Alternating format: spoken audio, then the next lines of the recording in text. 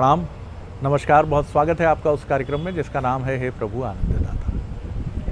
आज इस कार्यक्रम में जिस विषय को हम ले रहे हैं ये हमारे एक साथी हैं शाहजहाँपुर के, एक 30 वर्षीय युवक हैं। इनका नाम मैं नहीं लूँगा। ये ध्यान भी करते हैं, योग भी करते हैं और धर्म अध्यात्म में इनकी सीमित अभिरुचि भी है। सीमित अभिरुचि से आशय इनका ये है कि मैं पूजा पाठ के कर्मकांड जैसे किसी व्यवहार में नहीं हूँ, लेकिन ईश्वर पर अटूट और बहुत ही गहरी आस्था है। इनका ये कहना है कि विचारों का आक्रमण, उसके आगे मैं बिल्कुल बेबस हो जाता हूँ। विचार जब हमला करते हैं, अच्छे भी बुरे भी, तो मैं सिर्फ उनको देखता रहता हूँ। ये इनकी प्रक्रिया कब की है? जब ये ध्यान में बैठते हैं। और इस तरह के प्रश्न हमारे पास पहले भी बहुत आए कि ध्यान में जब हम बैठते हैं तो कई बार हमारे ही अशुभ कर्म हमारे सामने आ जाते हैं, मैंने ये गलत काम किया है। और कई बार दुनिया जहान की चुनौतियां सामने घूमने लगती है। मनोविज्ञान इसको कहता है ऑब्सेसिव कंपल्सिव डिसऑर्डर। निश्चित तौर पर जैसा हमारे विद्वान वक्ता कहते हैं कि मानस में ऐसे कई मानस रोगों का वर्णन है, जिसमें श्रेष्ठता का भी मनोरोग है, हीनता का, हीन भावना का, इंफीरियरिटी कॉम्प्लेक्स का भी मनोरोग है, क्रोध भी एक मनोरोग है, अत्यधिक उदारता भी एक किस्म की मनोरुग्णता हो सकती है या मानी जा सकती है। आखिर इन चीज़ों पर उनका सवाल है, उन युवक का, कि इस पर हम कैसे अंकुश पाएं। ख़ासतौर से जब मैं देखता हूं कि विचारों का जब भी आक्रमण होता है, कई बार ये बहुत प्रसन्न कर देते हैं तो मैं अति आत्मविश्वास से भर जाता हूं। कई बार इतना निराश कर देते हैं कि मुझे लगता है मेरा जीवन किसी काम का ही नहीं है। और कई बार ऐसा लगता है कि आखिर वो समय कब आएगा कि जब इन विचारों पर मेरी सवारी होगी, मैं इनकी पीठ पर सवारी करूँगा और इनकी लगाम मेरे हाथ में। बहुत तरीके से सोचता हूँ, बहुत तरीके से दृष्टि दौड़ाने की कोशिश करता हूँ, लेकिन पाता यही हूँ कि मैं विषय के अधीन हो जाता हूँ। और विषय के अधीन जब होता हूँ तो विचार ही मेरे ऊपर सवारी गांठते हैं और जिस दिशा में उनको ले जाना होता है वो मुझे ले जाते हैं।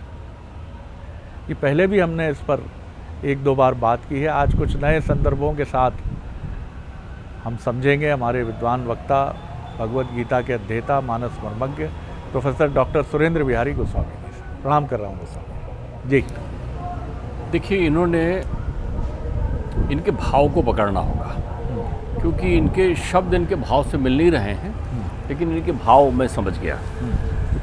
सबसे पहले आप एक बात समझ लें, विचार कभी प्रहार नहीं करते, प्रभाव डालते हैं। प्रहार तो आपके अंतर्चित्त में विषय करते हैं।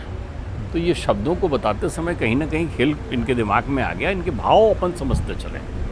इनकी प्रहार इनके ऊपर विषय का ही होता है। विषय का प्रहार होता है। विचार तो प्रभाव डालता है, बल्कि विचार इन विषयों के प्रभावों को रोकने के लिए सुंदर बुद्धि के द्वारा दिया हुआ उपहार है। करहूं विचार सुजन मन माही। जब आप सुजन हो जाते हैं तब विचार करते हैं। विषय के विषाक्त प्रभाव से इनके विचार भी विषाक्त हुए हैं। विचार विषाक्त है नहीं, विचार इनकी स्मृति में विद्यमान अतीत से को रोकने का असफल प्रयास करते हैं। आप ध्यान रखिएगा, इनकी स्मृतियां इतनी हैं, क्योंकि विषयाधीन इतना जीवन इनने बिता दिया है, तो वो सब रह रह कर याद आते हैं। ध्यान रखिएगा, बार बार उनको वो टीश और वेदना देते हैं। इसीलिए तो हमारे यहाँ कहा गया है, जो तमाम प्रकार के नरकों की 28 प्रकार के नरकों की व्याख्या की गई है, उसमें बताया क्या गया है? उसमें इसी प्रकार की चीज़ें बताई है कि देखो, तुम उसको ऐसा काटोगे तो तुमको वहाँ ऐसा काटा जाएगा, तुम उसको ऐसा करोगे तो तुमको खौलते तेल की कड़ाह में डाला जाएगा। ये सब क्यों किया गया है? ये उस दंड विधान का चिंतन करके आपके अंतर्चित्त में विषयों के प्रति आप आबद्ध हो। विचार कभी जगड़ता नहीं है, हर जकड़न से मुक्त करता है। तो सबसे अच्छी बात है कि इनके अंतर्चित्त में विचार विद्यमान है, और विचार बुद्धि का उपहार है। ध्यान रख लेना, यानी ये सृजनशील तो हैं। ये रोज़ संकल्प लेते हैं कि अब मुझे सन्मार्ग पर चलना है, सत्कर्म करना है। ये जब भी ध्यान करने के लिए आंख बंद करते हैं तो इनकी स्मृतियों में विषयों का आतंक है। अतीत में इन्होंने विषयों की अधीनता इतनी स्वीकार कर ली है कि अब उससे मुक्त होने के लिए एक बेड़ी तोड़ते हैं तो दूसरी बेड़ी आ जाती है। एक बहुत अच्छी बात इनने कही है, ये बड़ा मनोवैज्ञानिक सत्य है। ध्यान की प्रक्रिया जब भी शुरू होती है, जब भी, आप ध्यान रखिएगा, किसी भी व्यक्ति से कहिए कि चलो आप 2 पल के लिए आंख मूंद लीजिए। देखिए, नानक देव से किसी ने कहा कि अच्छा आप खाली मंदिर में जाते हो और मस्जिद, गुरुद्वारा, मस्जिद और गिरजाघर और इन सब जगह नहीं जाते? बोले नहीं, मैं तो कहीं नहीं जाता हूँ, मैं तो अपने आप रहता हूँ खड़ा हुआ, वो तो आपको दिखाने के लिए मैं मंदिर में नमस्कार कर लेता हूँ, गुरुद्वारे अपने भगवान यीशु को प्रणाम कर लेता हूँ और बंदगी कर देता हूँ, यहाँ पर मैं सारे धर्म दर्शन को कर लेता हूँ, लेकिन मैं तो एक ओंकार में शून्य होता हूँ। क्या आप शून्य होते हैं? विचार जब खोने लग जाएं तब आप शून्य होते हैं। लेकिन इनके विचार आते हैं उस प्रहार को रोकने के लिए, बट ये शून्य नहीं हो पाते। तो शून्य क्यों नहीं हो पाते? इन्होंने प्रायश्चित का काम पूरा नहीं किया है। इनकी स्मृतियाँ, इनके प्रायश्चित के गंगा में इन्होंने अपने आप को डुबोया नहीं है। तो सबसे पहले जो भी कुविचार हमारे बीच उत्पन्न होते हैं वो हमारे ध्यान के मध्य ही उत्पन्न होते हैं। तो आप ये समझ लीजिए, पहले स्नान करके आइए। आपने बड़ी सुंदर बात कही डॉक्टर साहब, मैं इसमें किसी एपिसोड में ज़रूर आपको सुनना चाहूँगा कि प्रायश्चित का स्वरूप भी क्या मनुष्य अब समझ रहा है? इस पर अपन जरूर चर्चा करेंगे, लेकिन मैं आपको बता दूं, प्रायश्चित समझने की विषय वस्तु नहीं है, करने की विषय वस्तु है। बिल्कुल ठीक है, करने की विषय वस्तु है। और प्रायश्चित आप बलात् नहीं करते।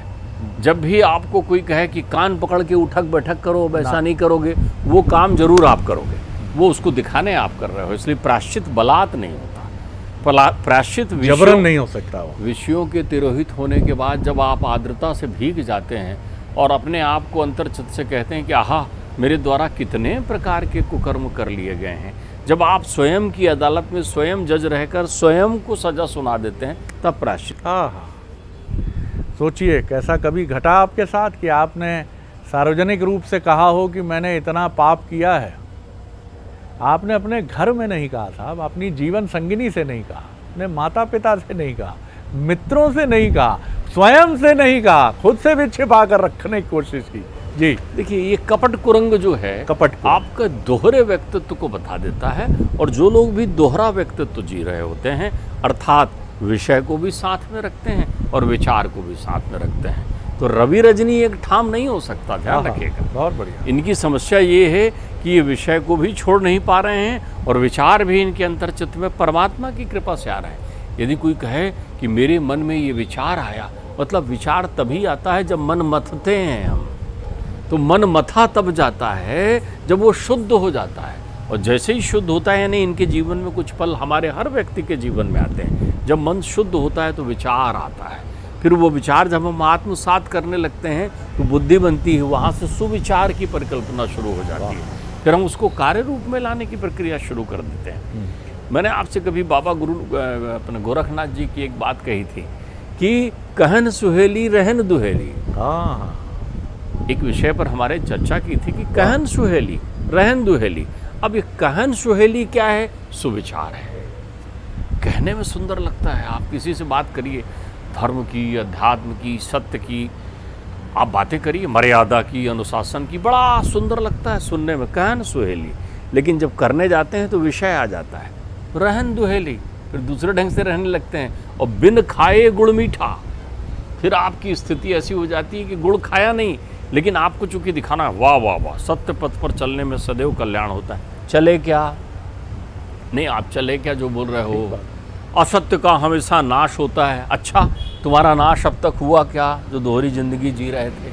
ये सब कहनी करनी को सुना देते हैं। फिर वो क्या, उनकी स्थिति कैसी हो जाती है कि वो खाए हींग कपूर बखाने, खा हींग रहे हो लेकिन कपूर की प्रशंसा कर रहे हो, क्या सुंदर सुगंध आ रही है। गोरख कहे सब झूठा, यही झूठ है। तो आपके जीवन में जब इस प्रकार की प्रतिकूलता आ जाए तो अभी आप न सांच में है ना आँच में है, न सांच में है ना आँच में है, ना आप तप कर रहे हैं ना आप विचारों का अनुपालन कर रहे हैं, आप बीच में हैं, मध्य भाग पर हैं। तो सबसे पहले आप विषयों का त्याग करिए। लेकिन विषयों का त्याग नहीं होता, आप विषय को थोड़ी छोड़ दो, आप विषय से विरक्त हो जाइए। वो विद्वान रहेंगे अपने अंदर, जैसे आप निकल रहे हो, आप कहो साहब यहाँ पर सड़क में बड़ी गंदगी रहती है, अब वहाँ सफाई करना संभव नहीं है अगर, तो आप क्या करते हैं, अपने आप को वहाँ से दूर हट जाते हैं। तुलसीदास जी तो एक दूसरी विशेषता का वर्णन करते हैं, वो बड़ी अच्छी बात कहते हैं कि यदि हमारे शरीर में कीचड़ या मल लग जाए तो हमको हमारे इस कीचड़ या मल को जल की ज़रूरत नहीं है, वो तो बैठा ही है लगने के लिए, तो जल की ज़रूरत किसको है, हमको है, क्योंकि हम अपने शरीर में अपने मैल या मल नहीं रहने दे सकते। तो ये आवश्यकता आप बनाइए। तो इसी प्रकार आपके सुंदरतम विषयों के प्रतिकूल प्रभाव को धोने के लिए एक बहुत अच्छा विज्ञापन वाला साबुन है, तेजस्वी साबुन है, जिससे आप उसको साफ कर सकते हैं, और उस साबुन का नाम है विचार। तो विचार है तो आप कहेंगे सर विचार रूपी साबुन कब लगेगा, जब आचार रूपी जल से आप स्नान करेंगे। वाह, आप लाइए ना अपने आचरण में, तो आप अपने आचरण में फिर आपको थोड़ा संघर्ष करना पड़ेगा, अपने आप को संयम और नियम में बांधना पड़ेगा। संयम और नियम वो आएंगे विषय आपको, लेकिन आप उनसे विरक्त हो जाइए। तो जब आप आंख बंद करने लगें और आपको कुछ ना दिखे तो विचार है फिर वहाँ, और आंख बंद करते हुए यदि कुछ दिख रहा है मतलब समझ लीजिए विषय है वहाँ, तो क्या करिए, वमन कर दीजिए उनका वमन कर दीजिए। विषय को से तत्काल मुक्ति का अर्थ होता है वमन करना। इसीलिए तो गुरु गादी बनी हुई है, किसके पास कहें, तो आपके पास कहने के लिए कई प्रकार के गुरु हैं, जिसमें से 3 गुरु तो आपके घर में ही विद्यमान हैं, माता गुरु, पिता गुरु, और अगर पत्नी धर्मचारिणी है तो पत्नी गुरु।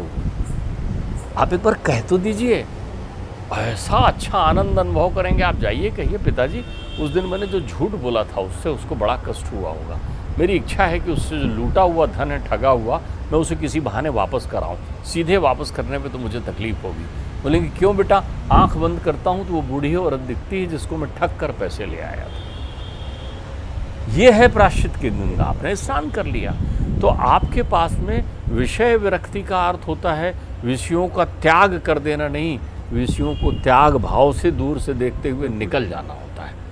जहीं सीता को माय को तई रावण की गेल, ये हमारे शरीर में प्रकृति के द्वारा प्रदत्त है। क्यों, हम परीक्षा में आए हैं ना, मनुष्य जीवन में आए तो परीक्षा देंगे। तो परीक्षा क्यों देंगे, नर से नारायण होने के लिए, उस पथ पर जाना है ना। तो जैसे ही विचार आए तो आप समझ लीजिए अब आपकी मार्ग प्रशस्त हो रहा है, सड़क बनना शुरू हो गई है। तो उन विचारों के सृजन के लिए आप सत्संग करिए, आप लोगों के उन लोगों के मध्य बैठिए जिनका जीवन उन कर्म से गुजर चुका है, उन अनुभवों का श्रवण करिए जो उस जीवन से गुजर कर प्राप्त हो चुका है, उनका मार्गदर्शन लीजिए जो इस प्रकार की प्रक्रियाओं से निवृत्त हो चुके हैं, चाहे वो सफल हुए हों चाहे वो असफल हुए हों। मैं आपको एक बड़ा अच्छा सूत्र बता रहा हूँ, खासकर युवाओं को बता रहा हूँ। आप लोग बड़ी बड़ी कोचिंग और ऐसे संस्थानों में पढ़ने के लिए जाते हैं जहाँ इस बात का प्रत्याभूति दी जाती है कि यहाँ पढ़ेंगे तो आप सफल हो जाएंगे। आप किसी असफल को ढूंढिए, आप किसी असफल को ढूंढिए और एक बार उससे कोचिंग लेने जाइए। जिसने कई बार प्रयत्न किया हो और सफल ना हो पाया हो, तो वो आपको सबसे पहले बता देगा कि वो शून्य क्यों नहीं हो पाता था। वो आप उससे ले आइए ना कि वो क्यों नहीं पढ़ पाता था, वो किन चीज़ों में चूक जाता था। हारे हुए से मिलने पर भी जीतने के गुर आपको प्राप्त हो सकते हैं, आप ध्यान रखिएगा। तो इसलिए ऐसा नहीं है, किसी शराबी से वार्तालाप करने में संकोच तब नहीं जब शराबी शराब के नशे में ना हो। तो वो बता देगा कि शराब नहीं छोड़ पा रहा हूँ भैया, क्योंकि रोज़ शाम को मेरे को ऐसा होने लगता है। तो जब आपको ऐसा होने लगे तो आप सावधान हो जाएंगे, उसके साथ ऐसा हो रहा है। विषय का बड़ा गहन अनुभव होता है जिसको आप प्रायोगिक रूप से लेने का कोई प्रयत्न ना करें, बल्कि उसके संबंध में सिद्धांतों का पालन करें, क्योंकि सिद्धांत भी सिद्ध के द्वारा बनाया जाता है। जो सिद्ध हो जाता है वो सिद्धांत का निर्माण करता है, जो सिद्धांत का अनुपालन करता है उसके जीवन में व्यवहार आ जाता है, जो व्यवहार में सफल हो जाता है उसके जीवन में विचार आने लगते हैं, और जिसके जीवन में विचार आने लगते हैं फिर वो फिर लौटता है व्यवहार की ओर। इस मध्य सबसे बड़ा रोड ब्रेकर होता है विषय। तो यदि ये इनके साथ ही नहीं है, बहुतेरे साधक ऐसे मुझे मिले जीवन में जो कहते हैं कि जब भी वो परमात्मा का ध्यान करते हैं उनके अंतर्चित्त में विभिन्न प्रकार की वो सब स्मृतियाँ ध्यान आती हैं, वो कुविचार ध्यान आते हैं, वो सब दृश्य ध्यान आते हैं, और वो परमात्मा के पास बैठ करके सुविचार नहीं कर पाते अंतर्चिंतन में। तो ध्यान रखिए कि आप परमात्मा के पास बैठ, आप कहेंगे मेरे जीवन में तो कोई भी कोई विचार नहीं आता। क्यों नहीं आएगा आपके जीवन में? आप परमात्मा के पास बैठे हैं तो सबसे पहले अपनी आशाओं की याचना करते हैं। याचक और आशा दोनों विचार के रास्ते में बाधक है। तो आप इन परिकल्पनाओं से मुक्त रहिए, ईश्वर को धन्यवाद देने का क्रम जारी रखिए, ईश्वर को अपनी हर प्रक्रिया के लिए धन्यवाद दीजिए, क्योंकि ईश्वर ने आपको शरीर दिया है। ईश्वर न्याय करता है, ईश्वर का न्याय अनंत है। ध्यान रखिएगा, ईश्वर की आदत का नाम कृपा है। बिल्कुल ठीक है। ईश्वर की आदत का नाम कृपा है, ये मैं नहीं कह रहा हूँ। बिंदु महाराज जी ने तो इस पर इतनी सुंदर रचना की है शरद जी, कि जब भी मैं उसको सुनता हूँ तो मुझे लगता है आहा, कितनी सुंदर संरचना कर दी, कैसी परिकल्पना उनकी रही होगी। आदत अच्छे अर्थों में प्रयुक्त नहीं होता। आदत का अर्थ होता है लत, किसी विषय वस्तु के बारे में आपकी लत लग जाना, आदत है। आदत अच्छी बात नहीं मानी जाती। आदत गुण नहीं होता, अवगुण होता है। ध्यान रखिएगा, आदत अवगुण है, गुण नहीं है। तो ईश्वर को अवगुणी कहते हैं वो लोग। वो कहते हैं ईश्वर की आदत है, लेकिन क्या आदत है? कृपा करना। वो अपनी रचना में कहते हैं कि कृपा की जो होती ना आदत तुम्हारी। उन्होंने ईश्वर को मजिस्ट्रेट बना दिया, ईश्वर को जो है न्यायाधीश की कुर्सी पर बैठा दिया। लेकिन कैसा न्यायाधीश, जिसको दोषारोपण करके पहले से ही सुशोभित कर रहे हैं। वो इतनी सुंदर कल्पना है, आप सोचिए। इनके लिए तो वो बिल्कुल रामबाण है। यही करिए, ईश्वर की आदत समझिए। आपके अंतर्चित में विषय आए तो भी आप चिंता ना करो, आप तो लगे रहो। क्यों? कृपा की जो ना होती आदत तुम्हारी, तो सुनी ही रहती अदालत तुम्हारी। उन्होंने कहा तुम्हारी अदालत में कोई मुकदमा नहीं आता कि भाई मेरा ध्यान नहीं लगता, मेरे को विषय ध्यान आता है, मैं बड़ा पापाचार में पड़ा हूँ, मैं अनाचार में पड़ा हूँ। ये सारे लोग जो तुम्हारी अदालत में भरे रहते हैं दिन रात, वो कोई नहीं आता। न तुम होते हाकिम, न हम होते मुलजिम, न घर घर में होती इबादत तुम्हारी। फिर तुम्हारी पूजा होना ही बंद हो जाता। क्यों? तुम कृपा निधान हो, तुम करुणा के सागर हो। तुम्हारी आदत है कि जो भी तुम्हारी अदालत में आया तो आप कोई किसी से कहने में भी असुविधा हो तो उससे कहिए, मन ही मन कहिए, बोल कर कहिए, प्रत्यक्ष कहिए। और विचारों में कोई प्रहार नहीं होता। प्रहार आपके विषयों में है, तो आप विषयों से विरक्त होने का सुंदर उपाय देखिए। ध्यान रखिए, बलशाली को प्रणाम कर लीजिए। क्रोध आए तो बोल दीजिए सबको, भैया मेरे को क्रोध आता। साफ बता दीजिए, मेरे को गुस्सा आ जाता है, मेरे को क्रोध आ जाता है, मैं बड़ा मूड हूँ, मुझे माफ़ करना। ये कहते कहते थको ना। मैंने तो एक को देखा शरद जी, वो कितना सावधान प्राणी, उसको जैसी गुस्सा आने लगा वो एकदम से ज़मीन में बैठ गया। उसके घर में मैं बैठा था, अचानक किसी बात पर देखा सामने पत्नी खड़ी, ज़मीन में बैठ गया। ये मैं तुम्हारे पाँव पड़ रहा हूँ, मुझे क्रोध आ रहा है, मुझे माफ़ कर दो और मेरी सब गलतियों को क्षमा कर दो, अब शांत हो जाओ देवी, मुझे क्रोध आ रहा है। पत्नी मुस्कुराने लगी, आप क्या कर रहे हो जी? उठाया उसको। तो उनने मेरे से, पत्नी से मैंने पूछा ये कौन सी लीला है? बोले इनको बात बात में गुस्सा आता था, तो इन्हें किसी ने बता दिया कि जैसे ही गुस्सा आए तो समझ लेना शैतान आ रहा है, तो तुरंत पहले ही सावधान हो जाना, बता देना, क्योंकि आपके हाथ पाँव कपने लगेंगे, जीभ सूखने लगेगी।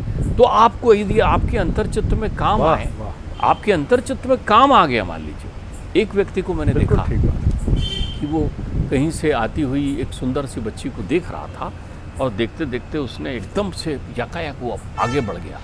मैंने कहा ये कहाँ जा रहा है? मैंने 1 मिनट आया। वो बच्ची पास से गुजरी, उसने झुककर उसको प्रणाम किया। बोले तू मेरी बेटी की तरह है, तू देवी है, तेरे को मैं प्रणाम कर रहा हूँ, बड़ी सुंदर लग रही है बिटिया। मैंने कहा ऐसा क्यों किए? बोले उसके आते समय मेरे अंतर्चित्त में काम भावनाएं भी आई, उसके रूप स्वरूप में अब मेरा मन विकृत होने लगा, तो मैंने तुरंत इस बात का उपचार कर लिया। ये तत्कालिक उपचार है। बहुत महत्वपूर्ण बात डॉक्टर साहब आपने हमारे साथ साझा की है। और ये संसार दरअसल वैसा भी है जैसा हमारे मन का संसार है।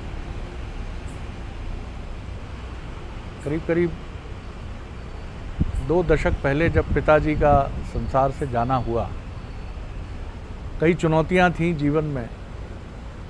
मैंने अपने एक मित्र से कुछ ऐसे अनुभव हुए, मित्रों से, नाते रिश्तेदारों से, जो सभी के साथ होते हैं, लेकिन जिस व्यक्ति के साथ घटते हैं उसको ऐसा लगता है कि दुनिया में वही विक्टिमाइज किया गया है, सब उसी के विरुद्ध खड़े हो गए। मैंने भी कुछ उसी भाव से अपने उस बहुत परिपक्व मित्र के सामने अपनी पीड़ा कही। वो उन कठिन क्षणों में भी हल्के से मंद स्मित हाथ से उनके चेहरे पे कौंधा। उन्होंने कहा, शरद क्या तुम्हें लगता है कि मेरे पिता इस संसार से नहीं गए हैं? तुम्हें क्या लगता है कि धोखा हम तुम्हारा ही कॉपीराइट है? तुम्हारे ही रिश्तेदारों ने या तुम्हारे ही मित्रों ने तुम्हें आवश्यकता के समय मना कर दिया है? लेकिन क्या तुम थोड़ा उनकी साइड भी कभी बैठने की तरफ गए कि अगर उन्होंने मना किया है तो क्यों किया है? बोला, ये तुम्हें पता नहीं चलता वो सिक्के का दूसरा पहलू। तुम यही देखते हो कि टेल आया है। तुमने कभी ये नहीं सोचा कि जिसने ना कहा है उसने कपट और कुटिलता से किया। ये तुम्हारा परसेप्शन है। हो सकता है उसकी विवशता हो, और कई बार तो ये घनीभूत होती है, लेकिन नज़रिया सोचने का ये हो जाता है कि मुझे ही दंड मिल दिया गया है, मेरे ही पिता की मृत्यु हुई है। संसार में हजारों लाखों लोग जा रहे हैं प्रतिदिन, लेकिन हमें लगता है कि सबसे दारुण घटना हमारे साथ ही घटी है। नहीं, ये नज़रिया है देखने का, और दरअसल दुख का ये नज़रिया ही हमें अशांत बनाता है, जो ईश्वर की तरफ बढ़ने में या ध्यान करने में या एकदम से बौखला के खड़े हो जाने में, हमारे आगे बढ़ने में, ठीक दिशा में बढ़ने में बाधा उत्पन्न करता है। क्योंकि नकारात्मकता का केंद्र, जैसा डॉक्टर साहब ने कहा, कि विषयों से हमारा ही तो मन भरा है। हम अपने पिता के बारे में भी सोचते हैं कई बार, इतने कंजूस हैं ये, इतना फ़र्क पड़ गया। इस बार एयर कंडीशनर चले हैं घर में तो बिल आ गया 7,000, तो चिड़चिड़ा रहे हैं। माता को देखकर सोचते हैं कि ये स्वर्णाभूषण के प्रति इनकी आसक्ति है। मित्रों को देखकर सोचते हैं कि इनके पास इतना पैसा है, मुझे देने के लिए, ऑफ़र करने के लिए कुछ नहीं है। दरअसल कलुषता हमारे भीतर इतनी अधिक हो जाती है। इससे थोड़ा मुक्त करिए, आगे बढ़िए। बहुत धन्यवाद गोस्वामी जी। यहाँ मैं आपकी उक्ति पर एक बड़ी सुंदर बात कहूँगा। आपने एक नए चलित शब्द का उपयोग किया, वो मुझे बड़ा प्रिय लगा, और मुझे लगा कि शायद इससे हम इस अर्थ को और पूर्णता देकर समाप्त कर सकते हैं। सोचने और विचारने में अंतर है, ध्यान रखिएगा। बहुत अच्छी। सोचते हम हमेशा सामने वाले को संदर्भ लेकर विचारते नहीं, लेकिन विचार हम अपने संदर्भगत रखते हुए करते हैं। अर्थात जब हम स्वचिंतन करते हैं तो उससे के मंथन से विचार उत्पन्न होता है, और जब हम परचिंतन के बारे में अपना ध्यान केंद्रित करते हैं तो सोचते हैं, और सोच का अर्थ होता है चिंता के प्रादुर्भाव का सूत्रपात, जो हमें बेचैन करता है।